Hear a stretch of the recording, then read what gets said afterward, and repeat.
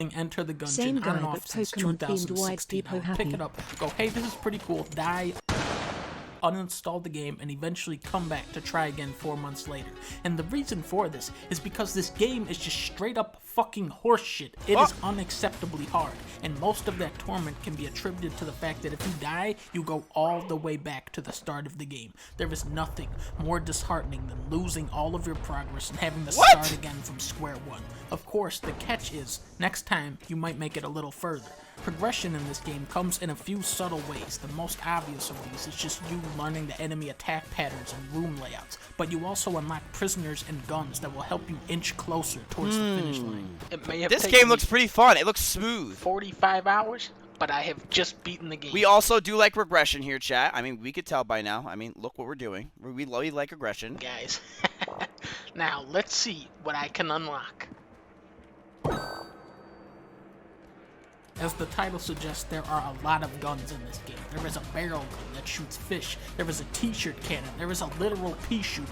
They brought in the noisy cricket. You have a gun that turns people into chickens. The shotguns dare you to get up in a dude's face and blast him for extra damage. The sniper rifles leave these awesome vapor trails when you fire them.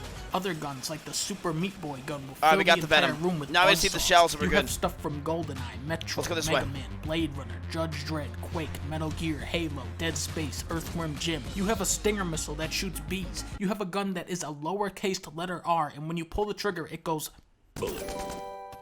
The gunfights are insane. You have projectiles and debris flying all over the room. You can kick tables over for cover. Sometimes there will be books on top of the tables that will absorb a few shots. Don't put an R in my Explosive chat, barrels please. can be rolled into enemies and shot. You have chandeliers hanging over you that can be knocked down with a lever. Enemies will hop in minecarts and shoot at you while Please, driving around the see room. now There you're are so provoking many hard layers Rs. to the Mods. action on screen with so much information being Holy filled as a shit. player that when you first start playing, it will feel daunting.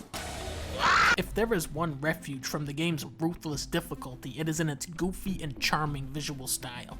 Everything in this game is guns. The currency is shell casings. The snake boss is called Ammoconda, so naturally he attacks you like this. The enemies themselves are bullets, and then they actually shoot you with their own guns. So you have to dodge those bullets that the bullets are shooting at you by tiptoeing through these tiny gaps in between their attacks, or rolling through them while simultaneously shooting your own bullets out of your gun, which may in fact be a bullet that shoots out pistols. Do you see what I'm saying? Enter the Gungeon is the kind of game you'll appreciate the more you play it, with combat so intense and satisfying to master that I still feel compelled to go back, even after completing the game a dozen times.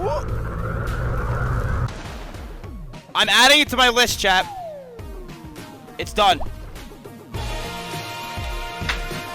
It's been settled. My first variety game in like a week and a half will be Enter the Gungeon.